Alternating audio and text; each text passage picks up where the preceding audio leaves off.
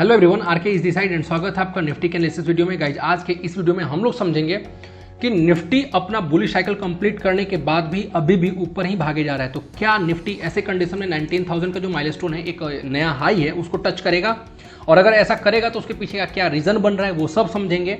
तो इस वीडियो में हम लोग निफ्टी की टेक्निकल एनालिसिस तो कम करेंगे और लॉजिकल एनालिसिस ज़्यादा करेंगे। ठीक है, इस बेसिक टेक्निकल एनालिसिस करेंगे, थोड़ी बहुत हेल्प लेंगे, लेकिन लॉजिकल एनालिसिस एंड इसके पीछे का रीज़न, मार्केट कैसे सपोर्टिव है, अभी पूरा का पूरा जो वर्ल्ड है वो सपोर्ट में जा रहा है इंडियन मार्केट के तरफ में। तो ऐसे कंडीशन में ये सब चीज़ों को समझेंगे बहुत आराम से। तो वीडियो शुरू करने से पहले दो रिक्वेस्ट है। पहला तो एक ये कि अगर आप किसी भी तरह का कोई भी पोजीशन लेना चाहते हो तो इस वीडियो के कंप्लीट होने के बाद अपनी एनालिसिस करना एंड देन जा करके पोजीशन लेना, राइट। दूसरा, अगर ये वीडियो आपको इन्फॉर्मेटिव लगता है तो एक लाइक कर देना अगर ये डिजर्विंग लगता है वीडियो तो। और एक रिक्वेस्ट है कि जब वीडियो कंप्लीट हो जाएगी तो आप कंक्लूजन ड्रॉ करना एंड उसके बाद आप कमेंट बॉक्स में डालना कि आप क्या सोचते हो कि सच में क्या निफ्टी 19,000 के माइलस्टोन को या फिर 19,000 की तरफ जाएगी, एक नया हाई बनाएगी। तो ये आप कमेंट बॉक्स में डालना जरूर, ठीक है, ताकि हमें भी अच्छा लगे कि आप क्या सोचते हो, ये सब हमें भी पता चले, हम सब लोगों को। तो चलो वीडियो शुरू करते हैं। देखो, मार्केट के ग्रो होने का रीज़न क्या है? मैंने आपको बोला था ना कि जो भी अपन लोग रिटेल इन्वेस्टर होते हैं, जो भी अपन लोग छोटे छोटे जो इन्वेस्टर होते हैं, 2 लाख 2 करोड़ ऐसा पैसा, तो इनसे मार्केट ज़्यादा इफेक्ट नहीं होता है। इफेक्ट कौन डालता है सबसे ज़्यादा मार्केट में? वो है फॉरेन इन्वेस्टर, राइट ना। फॉरेन इन्वेस्टर जो होते हैं FII एंड DII, सबसे ज़्यादा मार्केट के जो बिग प्लेयर्स होते हैं वो यहीं होते हैं और इनका बहुत बड़ा इंपैक्ट होता है मार्केट में।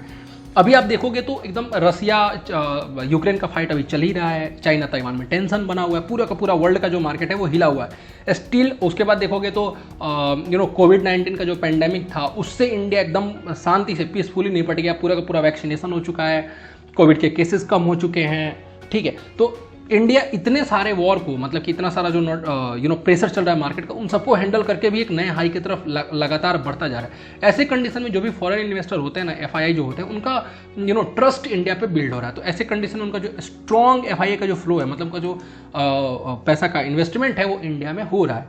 तो एक ये रीज़न है कि जो मार्केट का जो हाल है पूरे वर्ल्ड का, उसके कंपेयर में इंडिया शांति से सब चीज़ से निपट रहा है। तो फॉरेन जो भी इन्वेस्टर है उनका ट्रस्ट और उनका पैसा इंडिया में लग रहा है, पहला रीजन ये है, ठीक है। दूसरा देखोगे तो आपको पता है ना कि क्रूड ऑयल को इंडिया बहुत बड़ा इंपोर्टर है क्रूड ऑयल्स का। तो क्रूड ऑयल का जो प्राइस है ना उसमें एक शार्प फॉल आया है, देखो sharp fall in crude oil prices. तो ये की सपोर्ट है जिसकी वजह से इंडिया का जो मार्केट है वो एक अभी भी रैली में दिख रहा है। हालांकि अगर टेक्निकली आप समझोगे तो मैं आपको समझाऊंगा, टेक्निकली समझाऊंगा। तो ऐसे कंडीशन में क्या है कि मार्केट को करेक्शन के लिए आना चाहिए था बट आ नहीं रहा है, वो अभी भी ऊपर जा रहा है। तो ये दो रीजन तो मेन रीजन है, ठीक है। अब देखोगे तो इन सबके सपोर्ट में एक और चीज आ गया है, वो क्या है कि जो IMF होता है, इंटरनेशनल मॉनेटरी फंड, तो उसके जो डायरेक्टर है ना, उन्होंने मोदी जी को कॉन्ग्रेचुलेट्स किया, प्राइम मिनिस्टर ऑफ इंडिया को कॉन्ग्रेचुलेशंस उन लोगों ने ये किया था, कॉन्ग्रेट्स किया था। ट्विटर पे एक ट्वीट आया था, उसमें उन लोगों ने बोला था कि इंडिया इंडिपेंडेंटली जितनी तेजी से ग्रो कर रहा है, फॉरेन प्रेशर के बावजूद जितनी शांति से वो लोग ग्रो कर रहे हैं, एंड इंडिया में जैसे डिजिटलाइजेशन हो रहा है, अभी आप देखोगे तो कहीं भी चले जाओ, एक छोटे मोटे सब्जी के शॉप पे चले जाओ या कहीं भी चले जाओ तो आपको क्या देखने को मिलेगा, वहाँ पे एक स्कैनर लगा हुआ रहता है। पहले अपन लोग रियरली कहीं पे ऐसा देखते थे कि कार्ड से स्वाइप हो रहा है, बट अगर आप चले जाओ छोटे छोटे दुकान पे, छोटे छोटे जो ये लोग ठेला लगाते हैं ना, मोमोज के शॉप पे चले जाओ, कहीं भी चले जाओ, आपको एक आराम से स्कैनर दिख जाता है, फ़ोन पे, गूगल पे, वॉटेवर, पेटीएम। तो ये बहुत रिवॉल्यूशन है, बहुत डिजिटलाइजेशन का जो है ना एक दौर है जो इंडिया अभी जिस फेज में है। तो ऐसे कंडीशन में क्या है कि इनक्रेडिबल सक्सेस इन डिजिटलाइजेशन, और दूसरा कि इतना सारा प्रेशर होने के बाद भी इंडिया इंडिपेंडेंटली जैसे तेज़ी से आगे बढ़ रहा है, ये एक बहुत पॉजिटिव चीज़ है। और इसको लेकर के जो IMF पे जो डायरेक्टर हैं उन्होंने कॉन्ग्रेचुलेट्स किया था। देखोगे आप तो IMF director congratulates PM Modi on India's economy recovery from covid pandemic. तो जितना भी प्रॉब्लम्स आया सबको निपटते हुए अब फिर इंडिया अपने मतलब कि जैसे नए रास्ते पे वो बढ़ रहा है, अच्छे से एक नया हाई को क्रिएट करते जा रहा है, माइलस्टोन क्रिएट कर रहा है। तो ये एक बहुत अच्छी चीज़ है। और इन लोगों ने फिर बोला है कि मतलब कि आगे के न्यूज़ में अगर आप पढ़ोगे तो पूरा का पूरा एक NDTV पे आर्टिकल आया है, इसको अगर आप पढ़ोगे तो फिर उन लोगों ने बोला है कि हम इंडिया के सपोर्ट में हैं और इंडिया का जो भी फाइनेंशियल है उसको प्रमोट करते हैं। अगर इंडिया को जरूरत होती है किसी भी तरह की फंड की तो हम देने को रेडी हैं।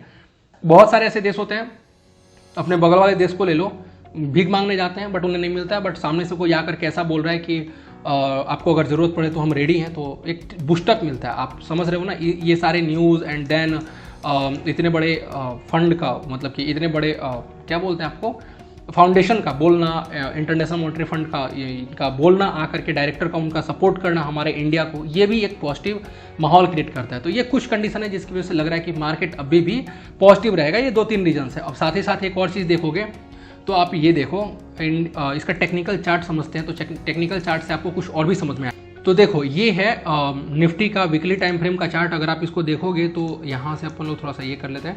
देखो ये है निफ्टी का एक रेजिस्टेंस लाइन जो भी वीकली में है। अब देखोगे यहाँ पे तो एक बार रेजिस्टेंस एंड रेजिस्टेंस, यहाँ से कायदे से जब ये ऊपर गया था तो ऊपर जा करके यहाँ पे एक इन्वर्टेड हैमर का फॉर्मेशन हुआ है, क्या आप देख पा रहे हो। और यहाँ से एक सिग्नल लगा था जैसे कि इसका बनना एंड देन इसका बनना। अब यहाँ पे लगा था कि ये नीचे आ सकता है, मार्केट करेक्शन के लिए जा सकता है एंड यहाँ पे करेक्शन के बाद फिर से मार्केट में एक अगेन रैली देखने को मिल सकती है। बट हुआ क्या, हुआ बिल्कुल नहीं ऐसा है। आप देखोगे तो मार्केट में नीचे तो आया है, नीचे आने के बाद फिर से एक ग्रीन कैंडल एंड इस वीक में जो कैंडल का फॉर्मेशन हुआ है वो जो रेजिस्टेंस लाइन था उस रेजिस्टेंस लाइन को तोड़ के ऊपर जा रहा है। अब यहाँ से एक चीज़ समझो आप कि होता है कभी कभी ऐसा क्या कि मार्केट में जब रैली बनती है तो वैसे कंडीशन में, जस्ट एक सेकेंड, हाँ जी, तो जो रैली बनती है उसमें देखो मार्केट यहाँ से ऊपर गया था ना, ऊपर जाने के बाद क्या ऐसा हुआ है, आप कमेंट बॉक्स में डालना इसको। ये मैं ऐसा सोच रहा हूँ, ऐसा हुआ है कि नहीं पता नहीं, बट सोच रहा हूँ ऐसा कि देखो ऊपर गया है, ऊपर जाने के बाद फिर ये नीचे आया है एंड देन यहाँ से आकर के फिर से इसमें एक रैली दिख रही है।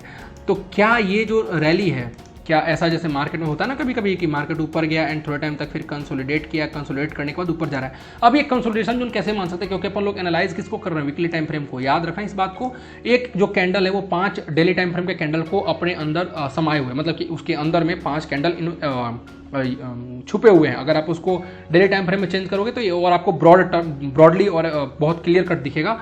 तो क्या ऐसा हुआ है कि ये ऊपर गया है मार्केट एंड देन जाकर के यहाँ पे कंसोलिडेट करके फिर से ये ऊपर जा रहा है, क्या ऐसा है? और अगर ऐसा है तो फिर जिसकी जितनी बड़ी इसकी ये डंडी है उसके हिसाब से 19,000 का टारगेट मिल रहा है मार्केट को।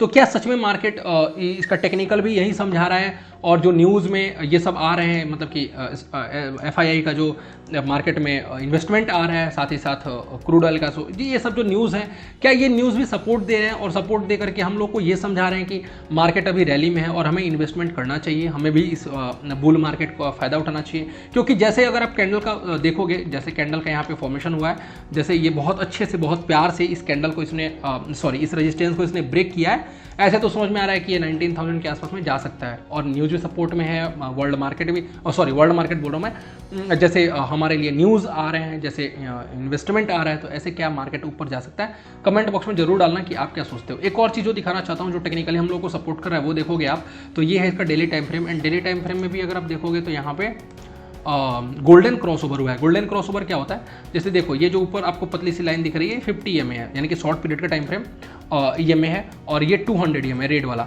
एंड यहाँ पे देखोगे तो गोल्डन क्रॉसओवर हुआ है। इसको गोल्डन क्रॉसओवर मतलब क्या होता है कि छोटे EMA ने बड़ी EMA को, बड़े टाइम फ्रेम के EMA को कट किया।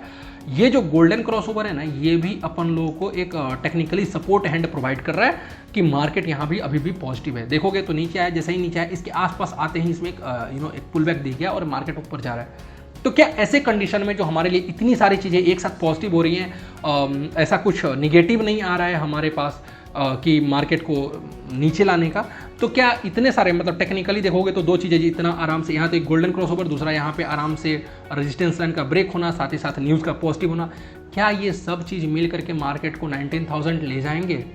ये क्वेश्चन आपके लिए कमेंट बॉक्स में जरूर डालना। और अगर मार्केट वहाँ तक जाता है तो क्या हमें फ्रेश इन्वेस्टमेंट के लिए, न्यू इन्वेस्टमेंट के लिए जाना चाहिए और हमें इस रैली का फायदा उठाना चाहिए? ये भी आप कमेंट बॉक्स में डालना कि आप क्या सोचते हो। या फिर अभी फियर का मार्केट, मतलब डरा सा ओवरबॉट जैसा जोन चल रहा है, हमें थोड़ा सा संभल के ट्रेड करना चाहिए, क्या सोचते क्या हो आप इस बारे में जरूर कमेंट बॉक्स में डालना, राइट। तो ये छोटी सी वीडियो थी, छोटी सी क्या, एक्चुअली 10 मिनट की वीडियो हो गई, लेकिन उम्मीद है आपको अच्छी लगी होगी। मैंने कोशिश की आपको समझा पाऊँ, कुछ न्यूज़, कुछ टेक्निकली समझा पाऊँ।